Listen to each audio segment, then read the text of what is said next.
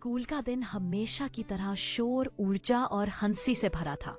बैगों की चेयर खुलने की आवाजें, बच्चे अपनी रंगीन कॉपी निकालते हुए और कुछ बच्चे मैदान में आखिरी मिनट तक खेलते हुए, चारों तरफ जीवन ही जीवन था।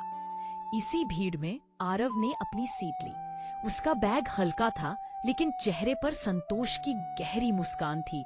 उसके पास खेलने के खिलौने नहीं, फैंसी स्टेशनरी नहीं, लेकिन एक आदत थी, हर चीज का सम्मान करना। उसकी छोटी सी पेंसिल इस बात की गवाही देती थी। वो अब इतनी छोटी हो चुकी थी कि पकड़ना मुश्किल हो, लेकिन आरव ने उसे नई समझ कर रखा था। आज क्लास में ड्राइंग प्रतियोगिता होनी थी। हर बच्चा उत्साहित था, जैसे आज बड़ा दिन हो।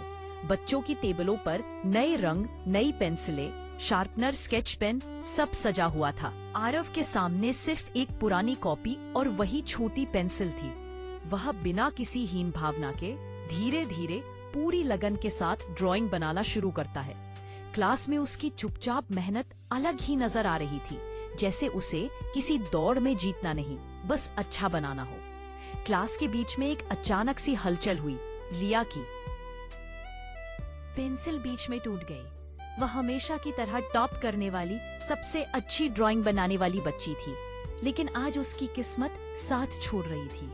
बैग टटोलने पर भी उसे दूसरी पेंसिल नहीं मिली। उसके पास समय भी कम था और अवसर भी। उसकी आंखों में चिंता बढ़ने लगी। बाकी बच्चे अपनी ड्राइंग में व्यस्त थे। किसी को रिया की परेशानी का एहसास नहीं हुआ, लेकिन एक जोड़ी आंखें उसे दूर से देख रही थी, आरव की।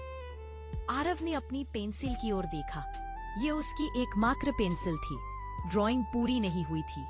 उसकी मेहनत अधूरी रह जाएगी, लेकिन उसका दिल कह रहा था, किसी को मुस्कुराना ज्यादा जरूरी है। और वह बिना किसी हिचक के अपनी छोटी बची हुई पेंसिल रिया की मेज पर चुपचाप रख देता है।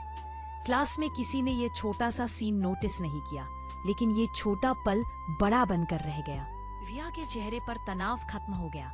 उसने तुरंत ड्राइंग पूरी करना शुरू किया और आरव पीछे बैठकर खाली कागज को देखता रहा, पर चेहरे पर शांति थी, जैसे उसने कोई बड़ा काम कर दिया हो। समय समाप्त हुआ। बच्चों ने अपनी अपनी ड्राइंग जमा की। जूरी ने हर चित्र को ध्यान से देखा। बच्चों के दिल धड़क रहे थे, कौन जीतेगा? आखिरकार नाम पुकारा गया। रिया का नाम सबसे ऊपर था। पूरी क्लास तालियां बजाती है। रिया खुशी से चमक रही थी, लेकिन उसके मन में एक और चमक थी, कृतज्ञता की। उसकी जीत उसके टैलेंट की थी, लेकिन मौका किसी और ने दिया था। पुरस्कार लेने के बाद रिया किसी भी दोस्त के पास न जाकर सीधे आरव की तरफ आई। उसने अपनी ट्रॉफी अपने सीने से लगाए रखा, लेकिन उसकी आंखों में साफ था, ये सिर्फ मेरी नहीं है। आरव वही बैठा था, खाली मेज, खाली कागज, लेकिन दिल भरा हुआ। रिया ने बिना कुछ कहे बस एक हल्की मुस्कान देकर उसका आभार जताया। आरव ने भी उतनी ही शांति से मुस्कुराकर उसे जवाब दिया। बिना एक भी शब्द बोले दोनों के बीच समझ का एक सुंदर पुल बन गया। शाम को जब स्कूल बंद होने लगा, बच्चे घर की ओर भागने लगे। आरव ने अपनी बैग में खाली कॉपी रखी और धीरे धीरे बाहर निकला, पर उसकी चाल में एक गहरा संतोष था, जैसे उसने किसी को जीतने का मौका देकर खुद भी जीत हासिल की हो। है माता आप, कहानी यहाँ खत्म नहीं होती, क्योंकि उस दिन सभी बच्चों ने एक बात समझी, मदद हमेशा चीजों से नहीं होती, दिल से होती है। आपका छोटा सा त्याग किसी और की बड़ी जीत बन सकता है।